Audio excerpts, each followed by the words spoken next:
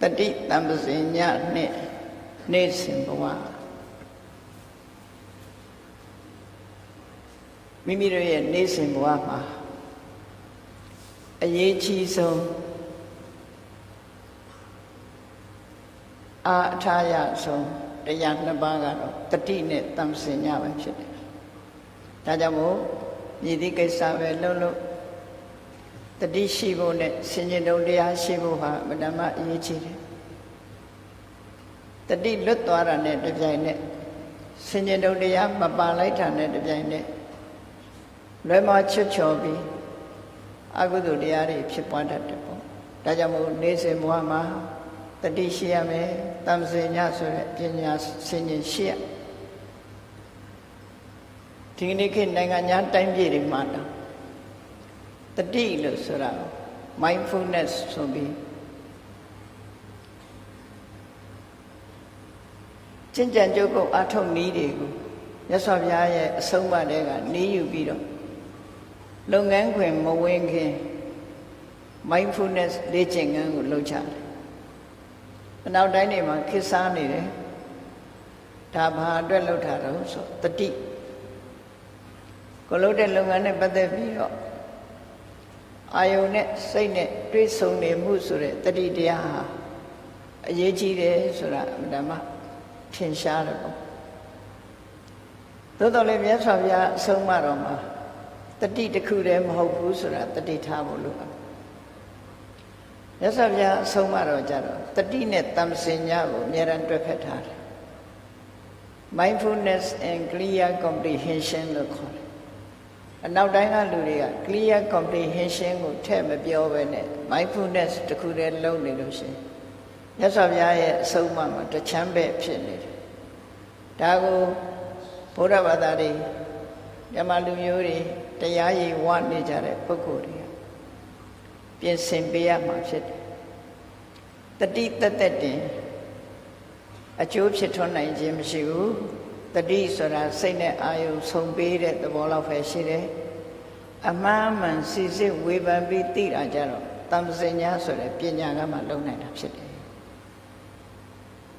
ဆိုလိုတာကတတိရဲ့ဆောင်ရွက်မှုကတခြားတံပစင်ညဆိုတဲ့တရားရဲ့ဆောင်ရွက်မှုကတခြားလို့မတူကွဲပြားတဲ့ဆောင်ရွက်မှုတွေရှိမတူကွဲပြားတဲ့ဆောင်ရွက်မှုတွေဟာပူးတွဲပြီးတော့တွားကြတယ်ကားတစ်စီးမောင်းတာပဲကြည့်ကြည့်လိုက်လေကားမောင်းနေဆိုတဲ့အခါမှာအင်ဂျင်အလုပ်ဘင်းအလုပ် driver ရဲ့အလုပ်မတူကြဘူးအင်ဂျင်အလုပ်ကတစ်မျိုးဘင်းရဲ့အလုပ်ကတစ်မျိုး driver ရဲ့အလုပ်ကတစ်မျိုးထို့တူပဲဘက်ထရီရဲ့အလုပ်ကတစ်မျိုးအလုံးပေါင်းစပ်လိုက်မှကားဟာမောင်းလို့ရတဲ့အနေအထားမျိုးရှိလူလမ်းလျှောက်တာပဲကြည့်မျက်စိရဲ့အလုပ်ရဲ့ခြေထောက်ရဲ့အလုပ်ရဲ့ကြံတဲ့ခန္ဓာကိုယ်စိတ်ပိုင်းအလုပ်ဝေးဝေးလန်လန်မကြည့်နဲ့ကိုယ့်ကိုယ်ပြန်စဉ်းစားကြည့်လမ်းလျှောက်လာပြီဆိုတဲ့အခါမှာမျက်စိကကြည့်ပေးတဲ့အလုပ်ကိုလုပ်ရတယ်ခြေထောက်ကလှမ်းရတဲ့အလုပ်ကိုလုပ်ရတယ်မျက်စိကခြေထောက်လို့မသွားနိုင်ဘူးကြည့်အောင်ကြည့်ပေးတာခြေထောက်ကလည်းမျက်စိလို့မကြည့်နိုင်ဘူးလှမ်းရုံလှမ်းတာနှစ်ခုပေါင်းစပ်မှုမရှိလို့ရှိရင်ချော်လဲခြင်းဆိုတဲ့ဒီဓာတ်မျိုးဖြစ်သွားတယ်တခုတည်းနဲ့မရဘူးဆိုတဲ့သဘောတရားကိုဘုရားဘာသာဝင်သူတော်စင်တွေအလေးနဲ့ထားမှတ်သားပြီးတော့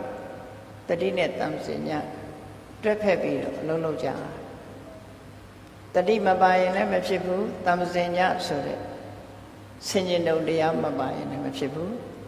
တတိကအာယုန်တစ်ခုကိုရယူပေးခြင်းကိစ္စကိုပဲဆောင်ရွက်တယ်အမှန်မှန်ဝေဖန်ခွဲခြားတာသူ့အလုပ်မဟုတ်ဘူးသူမလုပ်နိုင်ဘူး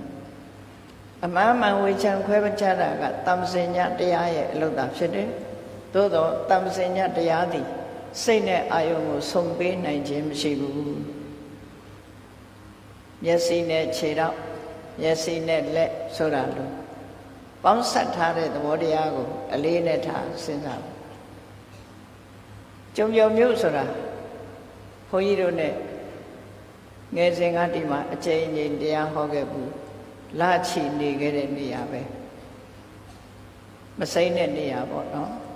ပြီးတော့ဒီနေရာဒီဌာနမှာ သီရကုဆရာတော်ဘုရားကြီးတို့နှစ်စဉ်နှစ်တိုင်းတရားလာရောက်ချီးမြှင့်တဲ့ဒေသလည်းဖြစ်တယ်တတော်တရားရှိတဲ့သီရကုဆရာတော်ဘုရားကြီးရဲ့တရားပုတ်ပေါင်းများစွာဒီမြတ်ချမ်းသာဓမ္မသဘင်မှာဟောကြားသွားတာလွန်တော်မူသွားတဲ့ဓမ္မတုတဆရာတော်အရှင်ပညာဇောတရဲ့တပည့်တကားဒီကျုံမြို့မှာအလုံးများပါဆရာတော်ဘုရားကြီးရဲ့ဓမ္မတုတဆရာတော်ရဲ့နိဒနေတရားတွေကိုခံယူပြီးတော့ဆွဆုံးမအတိုင်းလိုက်နာကျင့်သုံးကြတော့ကျုံနဲ့ပတ်ဝန်းကျင်ကလူတွေဟာ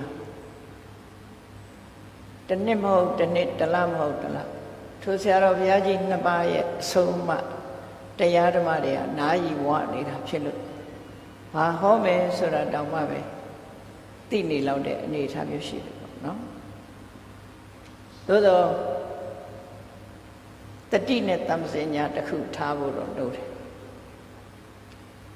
ဒီကနေ့ထိအောင်ဓမ္မဂတိကဆရာတော်တွေလာရောက်ပြီးစင်စမပြတ်ရက်ရှိတရားဓမ္မတွေကျင့်ပပြီးတော့တရားပွဲရှိလို့လာပြီးတော့နားလိုက်တယ်တရားစကားနာဝါကပြန်လှည့်သွားတာမဖြစ်သင့်ဘူးတရားဓမ္မနဲ့ပတ်သက်ပြီးတော့မှတ်သားနာယူထားပြီးတဲ့အခါမှာဆင်ញင်သုံးသပ်မှုရဲ့လိုက်နာကျင့်သုံးမှုရဲ့ဒီနှစ်ခုဟာအရေးကြီးတယ်ဆိုမြတ်စွာဘုရားရဲ့အဆုံးအမတရားတော်တွေကိုကြည့်လိုက်မယ်ဆိုရင်လေမြတ်စွာဘုရားဟာနောက်ဆုံးမှာဓမ္မနုဓမ္မပฏิပတ်တိလို့ခေါ်တယ်အနုဓမ္မပฏิပတ်တိအနုဓမ္မဆိုတာလျော်တဲ့အကျင့်တရားကိုဆိုဘာအတွက်လျော်တာတုံးလို့ဆိုတော့ဓမ္မလို့ခေါ်တဲ့မဖို့နိဗ္ဗာန်လောကုတ္တရာတရားထိုလောကုတ္တရာတရားကိုရောက်စေနိုင်တဲ့လောကုတ္တရာတရားကိုဖော်ဆောင်ပေးနိုင်တဲ့သီလသမာဓိပညာလို့ဆိုတဲ့သိက္ခာ၃ရပ်အကျင့်မြတ်ကိုအနုဓမ္မလို့ခေါ်တယ်အဲ့ဒီအနုဓမ္မကိုကျင့်သုံးနိုင်မှသာလေလွတ်တဲ့အကျိုးကိုပြီးမှာဖြစ်တယ်တရားဓမ္မနာယူပြီးထိုတရားဓမ္မအတိုင်းလိုက်တာကျင့်သုံးမှုမပြုဘူးဆိုလို့ရှိရင်နာယီဝနေတဲ့တရားဟာနာဝကပဲပြန်သွားမှာဖြစ်တယ်နှလုံးသားထဲရောက်ဖို့လိုတယ်နှလုံးသားထဲရောက်အောင်နာယူကြပါကျင့်သုံးကြပါလိုက်နာကြပါလို့တရားဝဲလုပ်ရတဲ့အကျိုးကျေးဇူးဟာကြီးမားပါတယ်နှစ်ပေါင်းများစွာကျုံမြို့မှာတကယ်အမျှော်မြင်ကြီးမားတဲ့ပုဂ္ဂိုလ်တွေကဇပ်ပွဲတွေနဲ့ချင်းချင်းသေးကျင်းပလေးရှိတယ်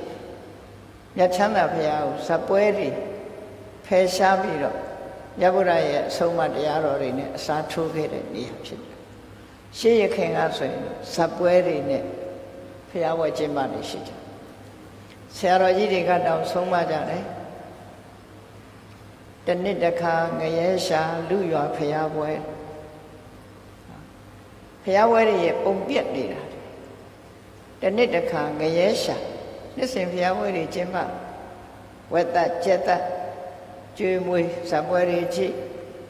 အယက်သေးစားတောက်စားရံဖြစ်ကြလောင်းညစားကြနဲ့ဆိုတော့ဘုရားပွဲတွေဟာရုပ်ပြက်ဆင်းရဲတွေဖြစ်နေတာကျုံမျိုးကအမျှော်မြင်ရှိတဲ့လူကြီးလူကောင်းဘုရားဘာသာပညာရှိသူတော်ကောင်းတွေကဇပ်ပွဲတွေအစားမှန်ကန်တဲ့ရသော်ဘုရားကြိုက်တဲ့တရားဝဲတွေနဲ့အစားထိုးသွားတာဖြစ်တယ်အစားထိုးသွားလို့တရားဓမ္မတွေစတဲ့တရားပွဲတွေကျင့်ပလိုက်တဲ့အခါလူတွေရဲ့ရင်ထဲမှာရှိတဲ့တရားတရားတွေဟာနိုးကြားလာတယ်နိုးကြားလာသည့်အတွက်ကြောင့်စေရနာစွမ်းအားတရားစွမ်းအားအလောဘအရောဓအမောဟဆိုတဲ့ကုသိုလ်စွမ်းအားတွေမြင့်မားလာတာဘယ်နေရာမှာပုံပေါ်လာတယ်လဲဆိုရင်မြတ်ချမ်းသာဘုရားကြီးဟာရွှေတွေပြည့်လာတာဒါဟာလူတွေရဲ့ရှင်တဲ့ကတရားစွမ်းအားတွေမြင့်မားလာတယ်ဆိုတာဖော်ပြတဲ့တာရကသက်တည်ပဲဖြစ်တယ်ပွဲလန်းသမိုင်းနေကျင်းပနေတဲ့အချိန်တုန်းကဒီအနေထားမျိုးမရှိဘူးတရားပွဲတွေကျင်းပလိုက်တဲ့အခါမှာတရားပွဲရဲ့အကျိုးသက်ရောက်မှုကြီးမားလာထို့တူပဲမြတ်စွာဘုရားရဲ့ စေရီတော်မြတ်ကြီးရုပ်ဝါဆင်းတော်ကြီးတိနှောင်တက်နဲ့မြို့ချက်သေးဆောင်ဖြစ်ကြသလိုကျုံပြောမျိုးသူမျိုးသားတွေဟာလည်းပဲစံပြပုဂ္ဂိုလ်တွေဖြစ်အောင်သို့မဟုတ်ဧရာဝတီတိုင်းမှာရှိကြတယ်ကျုံပြောဒေသဧရိယာမှာရှိကြတယ်တရားနာပရိသတ်ပေါင်းသူတော်ကောင်းတွေမိမိတို့ဒေသမှာစံပြပုဂ္ဂိုလ်တွေဖြစ်အောင်မြတ်ဗုဒ္ဓရဲ့ဆုံးမနဲ့ကျင့်သုံးနေထိုင်ကြဖို့ဟာအရေးကြီးပါတယ်မြတ်ဗုဒ္ဓရဲ့ဆုံးမဆိုတာလေးကိုချင်းချုပ်ပြောရမယ်ဆိုရင်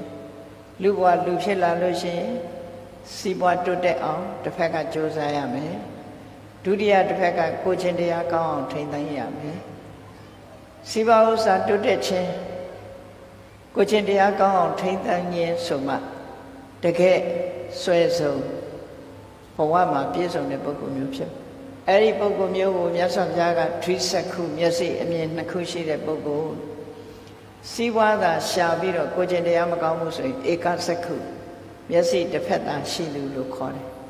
စီးပွားလည်းမရှာတတ်ဘူးကိုချင်းတရားလည်းမကောင်းဘူးဆိုရင်အန္တမျက်မမြင်သူကန်းလို့မြတ်စွာဘုရားကလောကမှာရှိတဲ့လူတွေ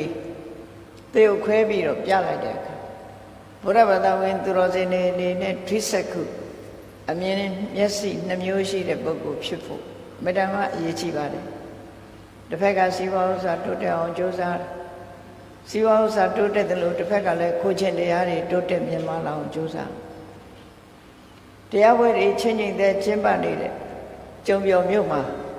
မူရစေဝါဆိုတာကင်းစင်နေဆိုတာဘလောက်ကုန်ယူစရာကောင်းမလဲရာဇဝမှုတွေကင်းစင်နေအဲ့ဒီဟာနဲ့ဂုံယူထပ်ဖို့တတိတံစင်ညာထားပြီးတော့ကြိုးစားကြရမှာဒါမှသာလေမြတ်စွာဘုရားရဲ့မြို့ကျက်တဲ့ဆောင်ရတနာတန်တိစေရီတော်ကြီးနဲ့စေရီတော်ကြီးရဲ့ခန္ဓာကိုယ်တွေတိုင်းမှာသတင်းသုံးတဲ့မြတ်ချမ်းသာရုပ်ဘွားတော်ကြီးတို့ရဲ့ချက်တည်းထိုချက်တည်းရှိတယ်လို့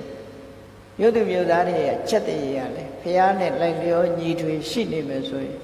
အဲ့ဒါမှချီးမွမ်းပွေရာကောင်းပါပဲရသော်ဘုရားလက်ထက်တော်ခါကာလတော်ကသာဝတိမြို့သူမြို့သားတွေဆိုတာဂုံရှိတေရှိမြတ်စွာဘုရားကျောင်းတော်သွားပြီးမနေ့ကမှလူတန်းဝယ်ရာတွေနဲ့ကျောင်းကိုသွားတယ်ညနေခင်းမှာတရားနာသွားကြတယ်ဒီအလုံးနှလုံးထင်ထင်ရှားရှားပြုလုပ်ခဲ့ကြတဲ့အတွက်ကြောင့်သာဝတိမြို့ရဲ့ခုံချက်တွေဟာတိုးတက်မြင့်မားလာထို့တူပဲမြို့ချက်တွေဆောင်စေရီတော်ကြီးနဲ့ရုပ်ဘွားတော်တို့နဲ့လိုက်ဖက်တဲ့မြို့သူမြို့သားနယ်သူနယ်သားတွေဖြစ်အောင်တို့တွေလည်းချင်းဆောင်ကြရမှာဖြစ်တယ်လို့တတိတမ္ပစဉ္ညာထားရမှာဖြစ်တယ်တတိဆိုတာတို့တွေနှစ်စဉ်တရားပွဲကျင်းပပြီးဘာတွေကိုတတိထားရမှာလဲမြတ်စွာဘုရားအဆုံးအမတရားတော်တွေနဲ့တို့နဲ့ဟာကင်းကွာသလားသို့မဟုတ်ဘုရားရဲ့အဆုံးအမတရားတော်တွေတို့နေ့စဉ်လိုက်နာသလားဆိုတဲ့တတိတမ္ပစဉ္ညာဆိုတာကိုယ့်ရဲ့အဆင့်ဘယ်အခြေအနေရောက်နေပြီလဲမြတ်စွာဘုရားသခင်ကိုရောမြတ်ဆုံးမတော်မူခဲ့တဲ့အတိုင်းတို့တွေနေ့စဉ်လောက်ကင်နေတဲ့ဘဝဘုရားအဆုံးအမတော်နဲ့ကိုက်ညီမှုရှိရလားဆိုတဲ့ဆင်ញင်သုံးသပ်မှု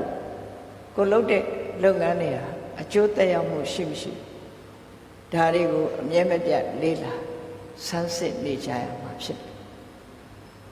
အဲ့ဒီလိုလေ့လာဆန်းစစ်မှုမရှိဘူးဆိုရင်ကိုယ့်ဘဝကိုယ့်အခြေအနေသိနိုင်စွာမရှိဘူးတရားဓမ္မတွေနားရဲဆိုတာကိုယ့်ရဲ့ဘဝအခြေအနေကိုဆန်းစစ်နိုင်ဖို့အတွက်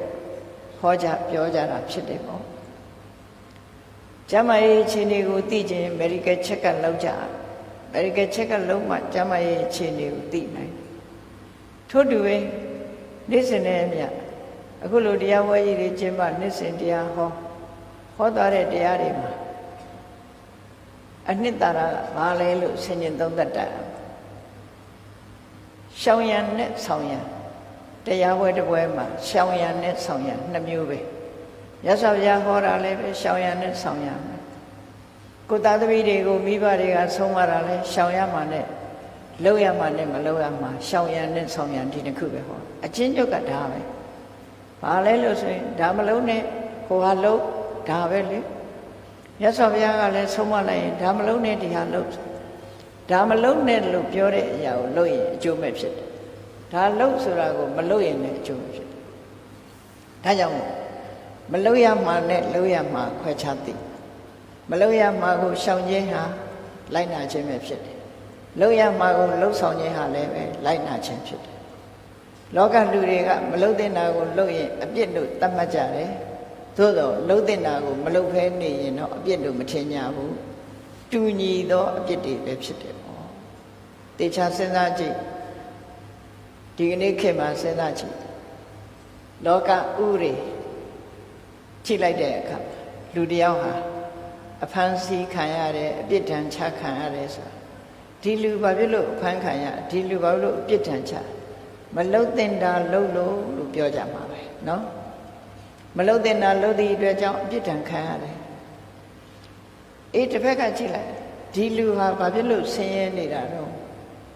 ဒီလူဟာဘာဖြစ်လို့စာဝတ်နေရေးတွေမပြည့်စုံတာတော့ဒီလူဘာဖြစ်လို့မတိုးတက်တာတော့ဆိုလှုပ်တင်တာမလှုပ်လို့တစ်ဖက်ကလည်းကြည့်လိုက်ဒါမို့စာပေကျမ်းဂန်တွေမှာမလှုပ်တင်တာကိုလှုပ်ခြင်းဟာအပြစ်ဖြစ်တယ်လို့ပဲလှုပ်တင်တာကိုမလှုပ်ခြင်းဟာလည်းအကျိုးဆုပ်ယုပ်စေတတ်တယ်ဒီနှစ်ခုကဘက်စုံညှိထားအဲ့တော့ကိုယ့်ကိုတတိတံစင်ညာဆိုတာငါမလှုပ်တင်တာကိုရှောင်မိရဲ့လားလှုပ်တင်တာကိုရောလှုပ်မိရဲ့လားလို့ဆိုတဲ့တတိမလှုပ်တင်တာတွေကဘာတွေလဲလှုပ်တင်တာကဘာလဲစိတ်နဲ့အာယုံစုံစည်းပြီးတော့ချိလိုက်တဲ့အခါလှုပ်တင်တာကိုလည်းတတိယရမယ်မလှုပ်တင်တာကိုလည်းတတိယအေးတံစင်ညဆိုတာကြတော့မလှုပ်တင်တာဘာကြောင့်လဲလှုပ်တင်တာကဘာကြောင့်လဲစဉ်းစားဝိပန္ဒတာပညာကြတော့တံစင်ညဆိုတဲ့အသိဉာဏ်ဆင်ញင်သုံးသက်တတ်ကြအေးနေ့စဉ်ဖျားပေါ်လာပြီမဲ့လို့မလှုပ်တင်တာလုံးမိနေတတ်တာရှိသေးတယ်လေဖျားလာတိုင်းလှုပ်တင်တာလှုပ်တာမဟုတ်ဘူးမလှုပ်တင်တာလုံးမိနေတတ်တယ်လှုပ်တင်တာကြတော့မလှုပ်ဖဲနေမိတတ်တယ်ဖျားပေါ်ရောက်တော့လည်းပဲဖျားနဲ့ပတ်သက်ပြီးအာဃာရဝဖြစ်တဲ့အလုပ်တွေလုပ်ပြီးလို့ရှိရင်မလှုပ်တင်တာကိုလှုပ်တယ်လို့ခေါ်ဖျားကိုရှိခိုးဝါချပြီးဖျားရဲ့ဂုဏ်တွေကျေးဇူးတော်တွေကိုအာယုံပြုရမယ်အလုပ်မလုပ်ဘူးဆိုရင်လည်းဖျားပေါ်လာပြီးလှုပ်တင်တာမလုပ်ဘူးလို့ဒီလိုအဓိပ္ပာယ်ရတယ်အဲ့ဒီနှစ်ခုစလုံးဟာအာဃာရဝဖြစ်ခြင်းနဲ့လှုပ်တင်တာမလုပ်ခြင်းဒီနှစ်ခုဟာတူညီသောအပြစ်တွေသာဖြစ်တယ်စာပေကျမ်းဂန်မှာဘယ်လိုဆိုထားတော့ဆိုရင်အကတ္တပကရဏံဝိယကတ္တပကရဏံပိဒေါသောယေဝအကတ္တပကရဏံမလုပ်တဲ့နာကိုလှုပ်ခြင်းဟာတဲ့မလုပ်တဲ့နာအကတ္တပကရဏံဝိယမလုပ်တဲ့နာကိုလှုပ်ခြင်းကဲ့သို့ကတ္တပကရဏံပိလှုပ်တဲ့နာမလှုပ်ဖဲနေခြင်းဟာလည်းပဲဒေါသောယေဝအပြစ်ပဲလောကလူတွေကတော့မလှုပ်တဲ့နာလှုပ်တာတခုပဲအပြစ်ထင်ကြတယ်လှုပ်တဲ့နာမလှုပ်တာကြတော့အပြစ်လို့သိမထင်ကြဘူးတူညီသောဆိုးကျိုးဖြစ်စေတယ်ဒါကြောင့်မို့အဲ့ဒီအခြေအနေကိုအမှတ်ရတာကတတိဆင်ញင်သုံးသပ်နိုင်တာကတမ္စင်ညာကိုယ့်ရဲ့နေ့စဉ်ဘဝမှာဒါအလေးထားပြီးတော့လိုက်နာဆောင်ရကြရသော်ဗျာဟောတဲ့အဆုံးအမတွေမှန်သမျှဟာမလှုပ်တဲ့နာနဲ့လှုပ်တဲ့နာဒီနှစ်ခုကိုခွဲခြားဟောကြားခြင်းဖြစ်လို့အချင်းညုတ်ပြောတဲ့အခါကျသဗ္ဗပပတ္တအကရဏံအောက်တန်းကြတဲ့စိတ်နေသဘောထားမျိုးတွေကိုယ်တဏ္ဍမှာမလုံးမိဘူးအောက်တန်းကြတဲ့စိတ်ဓာတ်မျိုးတွေကိုယ်တဏ္ဍမှာမထားဘူးအောက်တန်းကြတဲ့စိတ်နဲ့လှုပ်ရတဲ့အကုသိုလ်လှုပ်တွေမလုံးမိဘူးရှောင်ကြရမယ်ဒါတခုတည်းနဲ့ပြီးလာလို့ဆိုမပြီးဘူးကုသလတုပတံပရာကုသလတဥပတံထက်တန်းကြပြီးအပြစ်ကင်းပြီးကောင်းကျိုးချမ်းသာပေးနိုင်တဲ့မွန်မြတ်တဲ့စိတ်နေသဘောထားတွေကိုယ်တဏ္ဍမှာပြည့်စုံအောင်လုပ်ရမယ်ဟောဒီနှစ်ခုပါအလုံးလည်းပဲကြားဖို့နေတာရသော်ဗျာရဲ့ဆုံးမတရားပဲအဲ့တော့ကိုယ့်ကိုယ်ဆင်ញင်သုံးသပ်ရမှာနည်းနည်းမိုးလင်းလာတဲ့အချိန်ကစပြီးညအထိအကုသိုလ်မှုငါဘာလုပ်မိတယ်လဲ ကုသိုလ်ကိုတော့ဘာလုပ်မိတယ်လဲမလုပ်ဖဲနေမိတယ်လဲဒီတစ်ခုကိုအများရန်ဆင်ញင်သုံးသပ်ဆင်ញင်သုံးသပ်မှသိတယ် medical check up လုပ်မှယောဂရှိမရှိသိနိုင်တယ်ထို့တူပဲ mental check up ကိုယ့်ရဲ့စိတ်ဓာတ်အခြေအနေကိုဆင်ញင်သုံးသပ်ပြီးတတိနဲ့တမ္ပစင်ညတွဲဖက်ပြီးတော့အလုပ်မှာနေ့စဉ်ဘဝရဲ့အဖြေကိုထုတ်နိုင်မှာဖြစ်တယ်။များသောအားဖြင့်လောကလူသားတွေဟာစီးပွားရေးနဲ့ပတ်သက်ပြီးတော့အဖြေထုတ်လို့ရှိကြတယ်။အယောင်းဝယ်ပြီးဆိုင်ပိတ်ပြီးဆိုတဲ့အခါဒီနေ့ဘလောက်ဖိုးရောင်းရတယ်။ဘလောက်မြတ်တယ်။ဘလောက်အရင်ကြတယ်။ဘလောက်အမြတ်ချမ်းတယ်ဆိုတာကိုတော့သုံးသပ်ကြည့်တတ်ကြတယ်။လောကီစီးပွားရေးဘက်မှာသုံးသပ်ကြည့်တယ်လို့ပဲ။နာနေမို့တော့အလင်းရောက်တဲ့အချိန်မှာပဲဖြစ်စေညနေအိပ်ရဝင်တဲ့အချိန်မှာပဲဖြစ်စေအေးမနေ့မိုးလင်းကလေးကမျက်စိလေးနှလုံးဖွင့်နားလေးဆွင့်ကြားလိုက်တဲ့အသံလေးမြင်လိုက်ရတဲ့အရာတွေနဲ့ပတ်သက်ပြီးလောဘတွေဘယ်နှခါဖြစ်လဲဒေါသတွေဘယ်နှခါဖြစ်လဲအမှန်မသိတဲ့မောဟတွေအာယုံပေါ်မှာအမတ်တမဲ့နေလိုက်တဲ့အတွက်ကြောင့်မာမနာတွေအိတ်တာတွေမစ္စရိယတွေငါစိတ်ထဲမှာဘယ်နှခါဝင်ရောက်လာတယ်လဲအာသဝတရားတွေမျက်စိကဘယ်နှခါစီးဝင်လာတယ်လဲနားကဘယ်နှခါစီးဝင်လာတယ်လဲဆိုပြီး mental check ကိုလုပ်တဲ့မလုပ်တဲ့ရင်တော့ကိုယ့်အကိုဟုတ်နေတာမသိဘူးလေတည်တည်ချာချာလေးနဲ့ထားပြီးတော့စဉ်းစားကြည့်ကိုယ့်ရင်ထဲမှာအကုသိုလ်ဘလို့ဝင်လာတယ်လဲဆိုတာကိုစဉ်းစားရအောင်ဝင်လာတဲ့အကုသိုလ်ကိုယ့်ရင်ထဲရောက်လာပြီဆိုရင်ကိုယ်ဟာအရှုံးပဲဘာကြောင့်လဲဆိုလို့ရှိရင်ဝင်လာတဲ့အကုသိုလ်ကကျမ်းမာရေးကိုထိခိုက်စေတဲ့အရာပဲဖြစ်အကုသိုလ်ဆိုတာကျမ်းမာရေးကိုထိခိုက်တဲ့အရာဒါမို့လို့အကုသလနဲ့ကုသလခွဲခြားတဲ့အခါမှာကုသလကိုအာရောကျယောဂခင်းခြင်းလို့ဖွင့်ဆိုပြီးအကုသလကျတော့ယောဂလို့ဖွင့်ဆိုတာရှိတယ်စိတ်ကိုမကျမ်းမာစေတတ်တဲ့အစိတ်အတောက်တွေကိုယ်စိတ်ထဲရောက်လာတယ်လို့ဆိုလို့ရပေါ့အဲ့ဒီရောက်လာတာကိုတတိရှိလိုက်ပဲဆင်ခြင်တုံတရားနဲ့မကောင်းကျိုးပေးတတ်တဲ့အကုသိုလ်ဆိုတာဒါပဲလို့သိလိုက်တာနဲ့တပြိုင်တည်းကိုယ့်ရင်ထဲမှာကြာကြာမထားပဲထုတ်ပြရအဲ့လိုမထုတ်နိုင်လို့ရှင်ထဲမှာသိမ့်မိသွားပြီဆိုလို့ရှိရင်အစိတ်တောက်ဖြစ်လာအပင်ငယ်ချတယ်ဆိုတာအဲ့ဒါကြောင့်အဲ့တော့တရားကိုကျင့်ကြံကြိုးကိုအထုတ်တယ်ဆိုတာရိတ်တာဝင်ပြီးတော့တရားထိုင်နေမှတရားမဟုတ်ဘူးเนาะပို့ပြီးတော့အရေးကြီးတာရိတ်တာလဲထိုင်ရမှာပဲထိုင်တဲ့အခါသွားထိုင်အရေးကြီးဆုံးကနေ့စဉ်ဘဝမှာစားရင်ဖြစ်ဖြစ်တောက်ရင်ဖြစ်ဖြစ်နေထိုင်ရင်ဖြစ်ဖြစ်စကားပြောရင်ဖြစ်ဖြစ်အလုံးလုံးရင်ဖြစ်ဖြစ်မျက်စိကမြင်လိုက်တဲ့အစင်းပေါ်မှာလောဘဖြစ်လာသလားဒေါသဖြစ်လာသလားဆင်ခြင်တုံကင်းမဲ့တဲ့မောဟဖြစ်လာသလားမာမာနတွေဖြစ်လာသလားဆိုတဲ့ဒီဆင်ခြင်သုံးသပ်မှုလေးတတိဆိုတာလေတတိနဲ့ပညာပေါင်းစပ်ပြီးတော့ထိမ့်သိမ့်ဆောင်ရှောက်ကြမှာဖြစ်တယ်ဒါမို့အိန္ဒြိယသံဝရသီလဆိုတာတတိကိုအဓိကထားပြောတာမြတ်စွာဘုရားသီလကျင့်စဉ်အနေနဲ့ထည့်ပြီးတော့ပြောတာအဲ့ဒါဟာတရားအထုတ်မှလုပ်ရတာမဟုတ်ဘူးနေ့စဉ်ဘဝမှာစဉ်းစားကြည့်လိုက်တရားနာတယ်ဆိုတာဒီအလုပ်တွေလုပ်ဖို့နာကြတာပေါ့နော်နေ့စဉ်ဘဝမှာကိုယ့်ရဲ့ယင်နဲ့နှလုံးထဲမှာအကုသိုလ်နဲတဲ့နဲအောင်ငါယင်ထဲမှာဖြစ်နေတာအပြစ်ကင်းတဲ့တရားလားအပြစ်ရှိတဲ့တရားလားစဉ်းစားဆင်ခြင်တတ်ရအဲ့ဒါလို့စဉ်းစားဆင်ခြင်တတ်တာရဲ့တတိယတာရဲ့ဒီနှစ်ခုပေါင်းစပ်လိုက်တာတတိတမ္ပစညာမြတ်စွာဘုရားကဟောတယ်တတောဘိက္ခုဝေတမ္ပဇာနောကာလံအာကင်ခေယခြေသားယဟန်တို့တတိရှိရှိဆင်ခြင်တုံတရားရှိရှိနဲ့နောက်ဆုံးအချိန်ကိုစောင့်ပြီးတော့နေကြနော်လောကလူတွေကတော့အလွယ်တကူတော့ပြောရတယ်အသေးပြင်းတယ်မှန်တော့အသေးကတော့ပြင်းကြမလို့ပါဘူးနော်နေ့စဉ်ဘဝမှာတတိတမ္ပစညာရှိရပြင်းတယ်ဆိုတာဘာလဲလို့ဆိုရင်ကိုယ့်ရဲ့နေ့စဉ်ဘဝမှာကိုယ့်ရင်ထဲနှလုံးထဲရောက်လာတဲ့အရာနဲ့ပတ်သက်ပြီးတော့အမှတ်တမဲ့ဝင်လာတာကိုမခံနဲ့ ရှင်နဲ့ရောက်လာတာဘယ်သူလဲဆိုတာချက်ချင်းစိတ်နဲ့အာရုံဝင်လာပြီဆိုတာကိုသိလိုက်တာတတိဝင်လာတဲ့တရားရဲ့အခြေအနေမှန်ကိုဆင်ញင်သုံးသပ်ကြည့်တာကတမ္ပစညာပြီးတော့မှနောက်ပိုင်းကရှင်းထုတ်ရမယ်ဟာဆိုရင်ဝီရိယစွမ်းအားနဲ့ရှင်းထုတ်ပြရမယ်လက်ခံရမယ်ဆိုလို့ရှိရင်လည်းပဲပီတိတို့တမာတိတို့နဲ့လက်ခံရမှာဖြစ်တယ်ကိုယ်ရင်နဲ့ရောက်လာတဲ့ကုသိုလ်အကုသိုလ်နှမျိုးကိုအမြဲတမ်းစောင့်ကြည့်တာတတိကုသိုလ်အကုသိုလ်ခွဲခြားသိတာကတမ္ပစညာကုသိုလ်ဝင်လာလို့ရှိရင်ပြုံးပြုံးရွှင်ရွှင်နဲ့လက်ခံထားတိုးတဲ့တိုးအောင်ကြိုးစားဒီဟာလေးပျောက်မသွားအောင်ထိမ့်သိမ်းဆောက်ရှောက်အကုသိုလ်ဝင်လာပြီဆိုရင်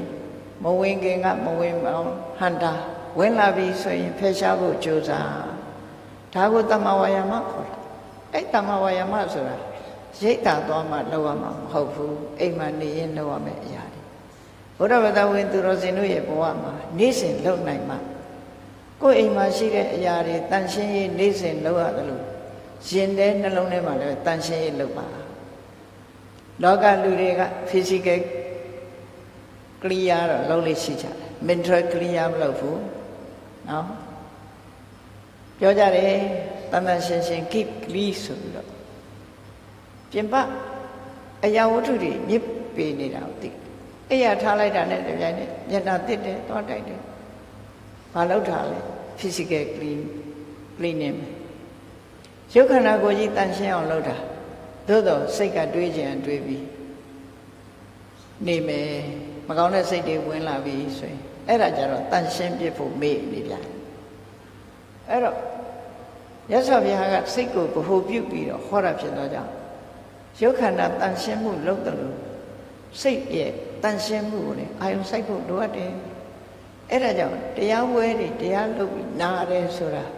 တို့ဘာလုပ်တဲ့တယ်လဲဆိုတာရဲ့ဘာမလုပ်တဲ့မှုဆိုတာရဲ့မလုပ်တဲ့နာနဲ့လုပ်တဲ့နာသိဖို့ရဲ့မလုပ်တဲ့နာကိုရှောင်ဖို့ရဲ့လုပ်တဲ့နာလုပ်ဖို့ရဲ့ဒီအကျိုးအမြတ်တွေရရှိဖို့ရအတွက်အခုလိုတရားဝဲလုပ်တရားနာကြတယ်လို့အဓိပ္ပာယ်ရနော်အဲ့ဒီလိုလုပ်မှကိုယ့်ရဲ့ဘဝဟာတိုးတက်မြင့်မားလာတမန်လေးလောက်တင်နေ့စဉ်မှာလူစရာရှိတာလူလိုက်မယ်လှုပ်စရာရှိတာလှုပ်လိုက်မယ်သို့တော့ကိုယ်ခန္ဓာကိုယ်စိတ်မှာဘာတွေဖြစ်နေတယ်ဆိုတာမသိဘူးဆိုလို့ရှိရင်တော့နိဗ္ဗာန်ရဖို့ရအခြေအနေတော်တော်ဝေးနေသေးတယ်လို့ပဲပြောနိဗ္ဗာန်ဆိုတာအသာထား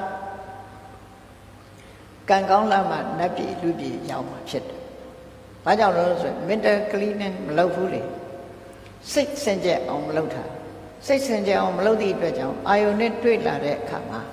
ဘာဖြစ်လဲဒေါသဖြစ်เสียရှင်နဲ့ဒေါသတွေဖြစ်လောဘဖြစ်เสียရှင်နဲ့လောဘတွေဖြစ်အဲ့ဒါလို့ဖြစ်လာဆိုရင်ကိုယ်စိတ်ထဲမှာအညစ်အကြေးတွေကိုလက်ခံ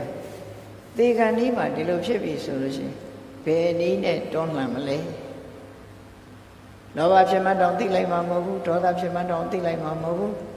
မသိလိုက်လို့ရှိရင်လောဘနဲ့သိလို့ရှိရင်ပြိတ္တာပြေတဲ့ဒေါသနဲ့သိလို့ရှိရင်ငရဲပြေမောဟနဲ့သိလို့ရှိရင်တရိစ္ဆာန်ပေါ့အလွယ်တကူနဲ့ရောက်သွားနိုင်တယ်ပေါ့ဘာဖြစ်လို့လဲဆိုရင်သူတို့အင်အားအမတန်မှကြီးတယ်နေ့စဉ်နဲ့အမျှကိုယ်တဏ္ဍမှာဒီသဘာဝတရားတွေကိုထိန်းနိုင်သိမ့်နိုင်ဆိုမရှိဘူးဆိုရင်ကုသိုလ်ကောင်းမှုတွေဘလောက်ပြုတည်ငါတခဏလေးမှာအတွင်းလေးမှာလောဘလွှမ်းမိုးခံလိုက်ရတယ်ဒေါသလွှမ်းမိုးခံလိုက်ရတယ်မောဟလွှမ်းမိုးခံလိုက်ရတယ်အဲ့ဒီအချိန်လေးမှာ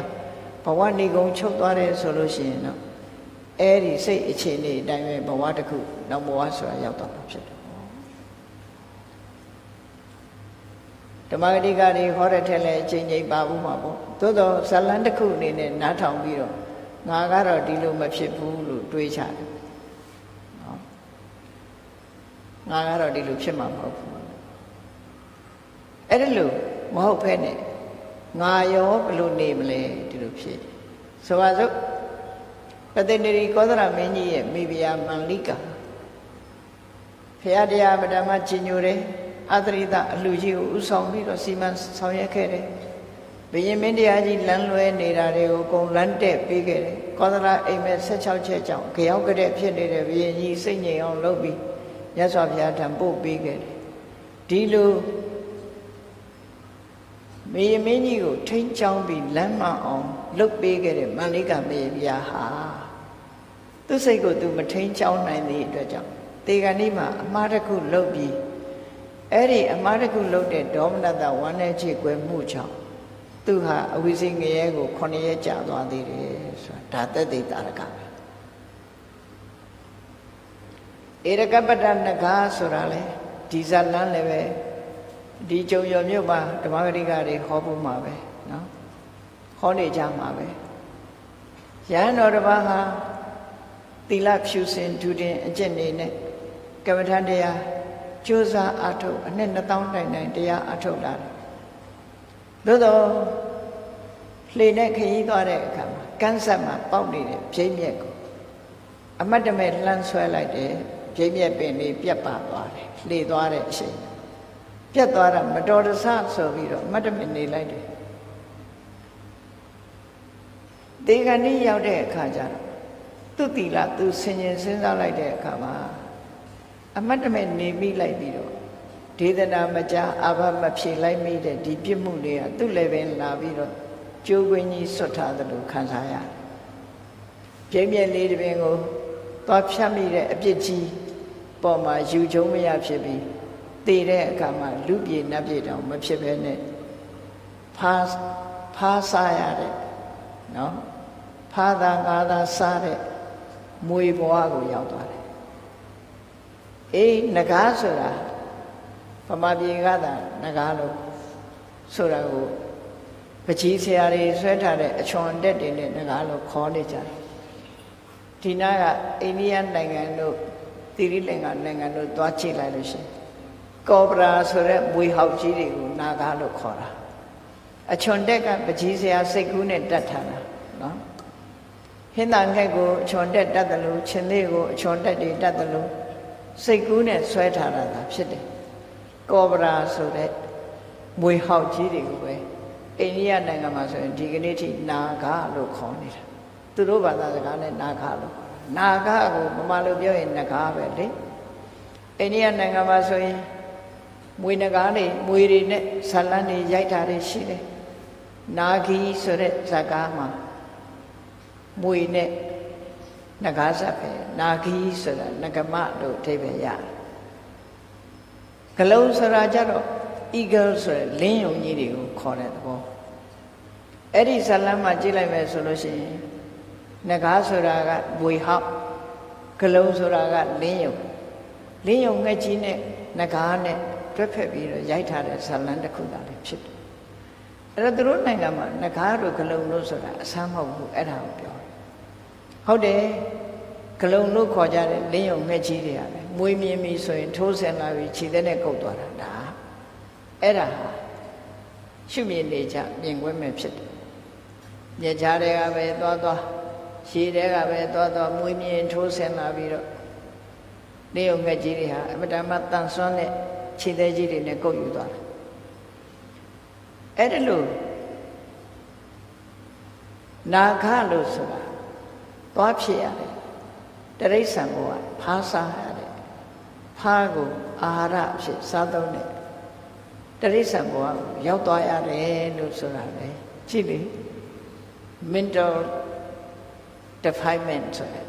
စိတ်ရဲ့အညစ်အကြေးတွေဟာတေဂဏိမှာလာပြီးရစ်ပတ်လိုက်လို့ရှိရင်ဘလောက်ပဲကျင့်ထားတာတေဂဏိလေးလာရစ်ပတ်လိုက်တဲ့အချိန်လေးမှာငကားဘဝရောက်သွားတယ်။သွားရောမသေးမချင်းခံမိတော့ပဲဇလန်းတစ်ခုကမပြတ်သေးသမျှတစ်ချက်မှားသွားလို့ရှိရင်ဒုက္ခရောက်သွားတယ်။ဒါကြောင့်မလို့ mental check up ဆိုတဲ့ကိုယ်စိတ်ကိုအမြဲတမ်းစောင့်ကြည့်တဲ့အလုပ်ကိုလုပ်တာကိုတတိတမ္ပစညာလို့ခေါ်တယ်။ mindfulness and comprehension ဒါကြောင့်မို့နေ့စဉ်ဘဝမှာတတိလည်းရှိရမယ်တမ္ပစညာလည်းရှိရမယ်။သီရိဆရာတော်ဘုရားကြီးတို့လွန်တော်မူသွားတဲ့ဓမ္မဒုဒဆရာတော်ဘုရားကြီးတို့ကျုံပြော်မြို့မှာဆုံးမဩဝါဒပေးပြီးတရားတွေများစွာဟောသွားတယ်ဆရာတော်ကြီးတွေအဲ့ဒီဆရာတော်ကြီးတွေရဲ့အဆုံးအမ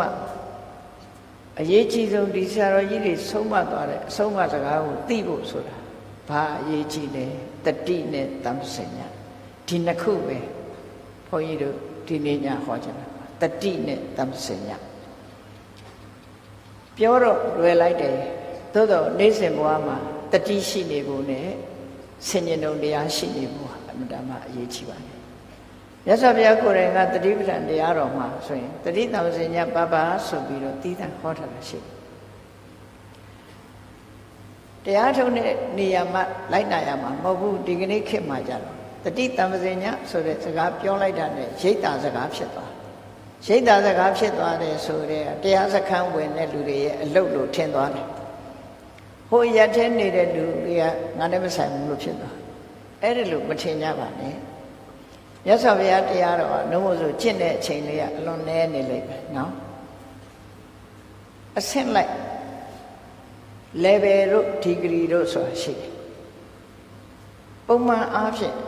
တို့တွေဟာရုပ်ခန္ဓာကိုယ်ကြီးကိုနေ့စဉ်နဲ့အမျှရေမိုးချိုးဖိလိမ်ပြင်ဆင်ပြီးတော့တန်တန်ပြတ်ပြတ်အဝတ်တွေဝတ်ပြီးတော့ခန္ဓာကိုယ်ကိုအလှဆင်ကြတယ်လို့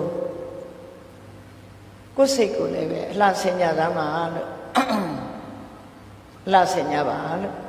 ဘယ်လိုလှဆင်ရမလဲနည်းနည်းမိုးတော့လင်းရောက်တဲ့အချိန်ကစသို့မဟုတ်ညအိယာဝင်တဲ့အချိန်မှာကြည့်ကုသိုလ်အကုသိုလ်နှစ်ခုခွဲခြားသိပြီးတဲ့အခါမှာဒီကနေ့ကုသိုလ်နဲ့အကုသိုလ်ဘယ်ဟာကများတယ်လဲကုသိုလ်ဘယ်နှချိန်ဖြစ်တယ်လဲအကုသိုလ်ဘယ်နှချိန်ဖြစ်တယ်လဲအိယာဝင်ကနေလေးမှာစဉ်းစားကြည့်ပါဒါနောက်ဆုံးကိုပြောတာတကယ်ကတော့မြင်တဲ့အာယုန်တိုင်းကြားတဲ့အာယုန်တိုင်းမှာဒီလိုဆင်ញင်နိုင်စွမ်းရှိရမယ်ဒီလိုဆင်ញင်နိုင်စွမ်းရှိနေတာမှကိုယ့်ကို mental cleaning စိတ်ကိုတန်ရှင်းအောင်လုပ်နေတယ်လို့ဒီလိုပြောဘာနဲ့ဆင်ញင်နေရမလဲဆိုရင်တတိနဲ့တမ္ပစညဒီနှစ်ခုပေါင်းစပ်ထားပေါင်းစပ်ပြီးတော့ကြည့်နေရအဲ့ဒါလို့ဆင်ញင်သုံးသပ်ပြီးတော့ကြည့်နေအလေးချင်းတစ်ခုလှုပ်ထားပြီးအလေးနဲ့ထားပြီးဆင်ញင်သုံးသပ်ကြည့်မယ်ဆိုရင်ကိုယ်တဏ္ဍာမှာဖြစ်ပေါ်လာတဲ့အကုသိုလ်ညစ်ကြေးတွေမြတ်စွာဘုရားဟောထားတဲ့အတိုင်းပဲတတိတမ္ပစညနဲ့အဖြေထုတ်လိုက်ပြီးတဲ့နောက်မှာအလုတ်လို့ရမှာကပါလဲတမ္မာဝါယာမမကနဲ့ကျုပ်အထုံမှုတတိနဲ့တမ္ပစညကအဖြေထုတ်ပေးလိုက်တယ်ဒါအကုသိုလ်ဒါအကုသိုလ်ဟုတ်ပြီတမ္ပစညတရားကအဖြေထုတ်ပေးလိုက်တတိကအာယုန်နဲ့စိတ်နဲ့မကွာအောင်ဆက်ဆက်ပေးတယ်ဆက်ဆက်ပေးလိုက်တဲ့အရာပေါ်မှာတမ္ပစညကကုသိုလ်အကုသိုလ်ခွဲပေးလိုက်တယ်အဲ့ဒါလို့ကုသိုလ်အကုသိုလ်ကွဲပြားသွားပြီဆိုတဲ့အချိန်မှာတမ္မာဝါယာမလို့ဆိုတဲ့မှန်ကန်တဲ့ကြိုးပမ်းမှုတစ်ခုကနောက်ကလိုက်လာဘယ်လိုလိုက်လာသလဲကိုယ်ရင်ထဲမှာဖြစ်လိုက်တဲ့တရားကအကုသိုလ်ဆိုရင်ဆက်မဖြစ်အောင်ထိမ့်သိမ်းရမယ်အမှတ်တမဲ့ဝင်လာပြီးတော့အတင်းဝင်ရောက်ပြီးဖြစ်ပေါ်လာပြီဆိုရင်တွန်းထုတ်ဖယ်ရှားဖို့ကြိုးစားရမယ်အဲ့ဒါကိုပြောတာစာပေကျမ်းကမှာအနုပ္ပန္နနံပါပကနံအနုပ္ပါဒယဝါယမောမဖြစ်သေးတဲ့အကုသိုလ်တရားတွေမဖြစ်ဖို့ကြိုးပမ်းတာအင်္ဂုတ္တရနိကေမှာဆိုရင်မြတ်စွာဘုရားကတံဝရောလို့ခေါ်တယ်တံဝရပိတ်ဆို့ရမယ်လူတွေကညအိတ်တဲ့အခါခြင်တွေကြိုက်တယ်ဆိုလို့ရှိရင်ခြင်မဝင်အောင်တကားပိတ်တယ်အေးခြင်အောင်ချပြီးတော့ခြင်မဝင်အောင်ပိတ်ကြတယ်ခြင်မဝင်နိုင်အောင်လုပ်ပြီးအိတ်ကြတယ်ဒါပိတ်ဆို့တယ်ထို့တူပဲကိုယ့်ရဲ့ရင်ထဲနှလုံးထဲမှာလောဘဒေါသမောဟဆိုတဲ့အကုသိုလ်တွေမဝင်အောင်ပိတ်ဆို့တာပိတ်ဆို့ဖို့ကြိုးစားဒီထဲကခြင်ဆိုတဲ့အကောင်ကလည်းကြမ်းကြမ်းဖမ်းဖမ်းပေါက်ရှာပြီးတော့ဝင်လာတယ်ဝင်လာရင်ဘာလို့ရက်တောင်နဲ့ရက်ထုတ်ပြစ်တယ်ခြင်အောင်ပြစ်မရအောင်ထုတ်ကြတယ်အဲ့ဒီကြိုးစားမှုမျိုးလို့ကိုယ့်ရင်ထဲမှာရောက်လာတဲ့လောဘဒေါသဆိုတာတွန်းထုတ်ဖယ်ရှားပြရမယ်ဒါကိုတံဝရနဲ့ပဟာနာမဖြစ်သေးတဲ့အကုသိုလ်ကိုမဖြစ်အောင်စောင့်စည်းခြင်းဖြစ်လာတဲ့အကုသိုလ်တရားကိုတွန်းထုတ်ဖယ်ရှားခြင်းဆိုတဲ့ကြိုးပမ်းအထောက်မှုအဖြစ်ထုတ်တဲ့အပေါ်မှာလောက်ရမယ်အလုပ်တစ်ခုနောက်ဆက်တွဲဒါဟာအလုပ်ပဲဒါဟာတရားကျင့်ခြင်းဖြစ်တယ်နော်တရားစကားဝင်ပြီးတော့တရားကျင့်မှတရားကျင့်တာမဟုတ်ဘူးဒါတရားကျင့်နေတယ်လို့ခေါ်တယ် apply method ဆိုတာအဲ့ဒါပြောတယ်မြ မြတ်စွာဘုရားဟောတဲ့တရားတော်ရဲ့ apply method လက်တွေ့ကျင့်သုံးမှုဆိုတာအဲ့ဒါတတိကဖော်ပြပေးလို့တမ္ပဇင်ညာကအမှန်သိပြီဆိုတဲ့အဖြေထုတ်လိုက်ပြီဆိုတဲ့တရားဟာကုသိုလ်လို့တမ္ပဇင်ညာကသတ်မှတ်ပေးလိုက်တာနဲ့တပြိုင်နက်နောက်ကလိုက်လာရမယ့်ဟာရှိသေးတယ်ဘာတော့တမ္မဝါယာမကြတော့အနုပ္ပန္နနံကုသလနံဓမ္မနံဥပ္ပါဒါယဝါယမောဥပ္ပန္နနံကုသလနံဓမ္မနံဘိညောဘာဝါယဝါယမောမဖြစ်သေးတဲ့ကုသိုလ်တရားတွေကိုယ်တဏ္ဍာမှာဖြစ်အောင်ကြိုးစားဖြစ်လာပြီးတဲ့ကုသိုလ်တရားတွေကိုထပ်ဖြစ်အောင်ကြိုးစားဆိုတဲ့အလုပ်တစ်ခုဖြစ်လာအဲ့ဒီဟာနေ့စဉ်အလုပ်တစ်ခုပဲလူတွေကဘယ်မှာလုပ်နေကြတော့ဆိုရုပ်ခန္ဓာကိုယ်မှာကြတော့အဲ့ဒီတိုင်လုပ်နေတာဒါသိချာရုပ်ခန္ဓာမှာဆိုရင်နှုတ်သီးလေးချွန်ကြည့်သွားလေးဖြဲကြည့်သွားတယ်ညစ်ပတ်နေရင်ဖြူအောင်တိုက်တယ်မျက်နှာမှာအညစ်အကြေးရှင်ပျောက်အောင်လုပ်တယ်ဟုတ် physical cleaning ကြတော့တည်တည်ချာချာလုပ်ကြအိမ်တိုင်းမှာမှန်ကလေးတွေထားကြတယ်ဆံပင်ဖြီးတယ်ဖြူနေရင်ဆေးဆိုးဦးမယ်နော်စနစ်တကျဖြီးလိမ်ပြင်ဆင်ပြီးကိုယ့်ကိုစမတ်ကြတဲ့ထင်မှပြင်မထွက်တယ်ပြင်ရတယ်ရုပ်ခန္ဓာကိုပြင်ရပါတယ်မပြင်ရဘူးမဟုတ်လူကြားတဲ့သွားကိုယ်ကတော့လို့ပဲဖြစ်မယ်အဲ့ဒါပြင်တယ်လို့နောက်အလုပ်တစ်ခုမမေ့ပါနဲ့နောက်အလုပ်ကပါတော့တတိတမ္ပဇင်ညာနဲ့စိတ်ကိုပြင်ပါတတိတမ္ပဇင်ညာနဲ့စိတ်ကိုပြင်ပါပြင်ဖို့ရတတိရတာတတိအစိုးအကောင်းခွဲခြားသိတာကတမ္ပဇင်ညာတတိနဲ့တမ္ပဇင်ညာနှစ်ခုပေါင်းစပ်လိုက်ပြီးအဖြေထွက်လာတဲ့အခါမှာကြိုးပမ်းအထောက်မှုကဝိရိယအဲ့ဒီသုံးရပေါင်းစပ်လိုက်ပြီးဆိုလို့ရှိရင်ကောင်းမြတ်တဲ့အခြေအနေတစ်ခုရရှိလာမှာဖြစ်ပါတယ်တေခဏီအချိန်မှာဒီလိုလေ့ကျင့်ထားပြီဆိုရင်ကိုယ်စိတ်ထဲမှာဝင်လာတဲ့အရာကိုကုသိုလ်အောက်သို့ခွဲခြားသိသည့်အတွက်ကြောင့်တတိတမ္ပဇင်ညဖြစ်ပေါ်လာတဲ့အခါမှာတမ္မာဝါယာမဆိုတဲ့မှန်ကန်တဲ့အတွေးမှန်ကန်တဲ့လုံလဝိရိယနဲ့ဖယ်ရှားပစ်ဖို့အလွယ်တကူဖြစ်လာမှာဖြစ်ပါတယ်အနုမို့ဆိုရင်ဖယ်ရှားနိုင်မှာမဟုတ်ဘူးခုနယဟန်ဟာနှစ်ပေါင်းများစွာတရားကျင့်လာတာဖြစ်တော်လဲပဲတေဂန်နီးမှာဗိမြက်ကပြိမြက်ကသူ့ရဲ့လက်ဘင်းကိုလာပြီးညှိနေတယ်လို့စိတ်နှလုံးထဲမှာယူကျုံမရခံစားရတဲ့အခါမှာဘဝကူကောင်းသွားရှာဘူးထို့တူပဲတိတ်တဆိုတဲ့ယဟန်ရဲ့ဘဝကိုလည်းကြည့်လိုက်အောင်သူဟာတရားအထုတ်နေတဲ့ကိုတော်တစ်ပါးပဲသီလလည်းရှိတယ်သို့တော့သူ့ရဲ့ညင်မကသူရလာတဲ့အဝတ်ကျမ်းလေးကိုစနစ်တကျပြင်ဆင်ရက်လုပ်ပြီးတော့ချောချောမောမောဝတ်လို့ကောင်းတဲ့သင်္ကန်းလေးဖြစ်အောင်ပြုပြင်ပြီးသင်္ကန်းအဖြစ်ချုပ်ဆိုးပြီးနှမကတည်တည်ချာချာလုပ်ပေးလိုက်တဲ့အဝတ်ကလေးကိုသင်္ကန်းလေးကိုလက်ဖြင့်ကကြရင်ဒီသင်္ကန်းလေးယုံပြီးတော့ဆွမ်းကန်သွားမယ်ဆိုတဲ့အတွေးလေးနဲ့သူခက်ကန်နေတာဒီသင်္ကန်းလေးပေါ်မှာသဘောကျပြီးလက်ဖြင့်ကျမှဝတ်မယ်ဒီအစိတ်ဆွဲလေးရှိသွားကံမကောင်းအကြောင်းမလားတော့ညမှာယောဂဝေဒနာရပြီအဲ့ဒီသင်္ကန်းလေးကိုဝတ်မသွားရတော့ဘူးဆိုတဲ့အတိလေးသိလာတဲ့အခါမှာ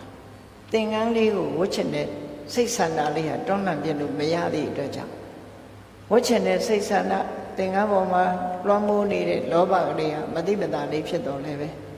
အဲ့ဒီလောဘရဲ့ဆောင်ကျဉ်မှုကြောင့်သင်္ကန်းထဲမှာတန်လေးသွားဖြစ်တယ်ဆိုတဲ့ဇာလန်းလည်းပဲအလုံးကြားဖို့နေကြအဲ့တော့စိတ်ဟာဘလောက်ဒုက္ခပေးတယ်စိတ်အခြေအနေပေါ်ကြည့်ပြီးအကုသိုလ်တွေကဘလောက်ဒုက္ခပေးတယ်ဆိုတာစဉ်းစားကြည့်ပေါ့တရားအထုတ်ထားတဲ့ပုဂ္ဂိုလ်ပဲဖြစ်စေအဲ့ဒီအချိန်မှာဒါလေးကိုတွန်းလှန်မှုမေ့လျော့သွားတာဟာတတိတမ္ပဇင်ညာအာနေခဲ့လို့ပဲလို့ပြောမှာဖြစ်တယ်ပေါ့တတိတမ္ပဇင်ညာနဲ့လေ့ကျင့်ရလေ့ကျင့်လိုက်တဲ့အခါငါဒီသင်္ကန်းဝှချင်နေတာကိုကလောဘဖြစ်နေတာပဲဆိုတဲ့အတွေးလေးမဝေးရတော့ဘောဘာဖြစ်မလဲနော်ကျန်တဲ့ကိုယ်တော်တွေလှူလိုက်မယ်ဆိုတဲ့စိတ်မဟုတ်ဘဲနဲ့ဆွဲလန်းထားသည့်အတွက်ကြောင့်အဲ့ဒီအစွဲလေးကြောင့်တန်ဘဝရောက်သွားတယ်ဆိုတဲ့ဇာလန်းနဲ့ရှိတာဒါကြောင့်ဘ န်းကြီးတို့တွေကိုယ့်ကိုယ်လည်းထင်ကြီးလို့မရဘူးအထင်သေးလို့လည်းမရဘူးမြတ်စွာဘုရားရဲ့အဆုံးအမတရားတော်တွေနဲ့ပုထုဇဉ်ဆိုတာဟာအမြဲတမ်းပြုပြင်နေမှပုထုဇဉ်တို့ရဲ့ဘဝသည်တတိတံစင်ညလွတ်သွားတာနဲ့တပြိုင်နက်အကုသိုလ်ဆိုတဲ့ကျိုးကွင်းကလည်းပင်လာဆွတ်မှသိကြတယ်အဲ့ဒီအကုသိုလ်ကျိုးကွင်းကြီးလည်းပင်လာမဆွတ်နိုင်အောင်အမြဲတမ်းတတိဆောင်ကြအောင်ထိုတတိရှိသလိုထိုတတိရဲ့အဖြစ်ထုတ်ပေးနိုင်တဲ့တမ္ပစင်ညနဲ့တွဲဖက်ပြီးနေ့စဉ်ဘဝမှာလေ့ကျင့်နေကြရမှာဖြစ်တယ်ဒါကြောင့်မို့လို့ဒီကနေ့တရားကောင်းစဉ်မှာတတိတမ္ပစင်ညနဲ့နေ့စဉ်ဘဝလို့ဒီလိုပြောတာဖြစ်တယ်ဟောအဲ့ဒါလိုလေ့ကျင့်ရ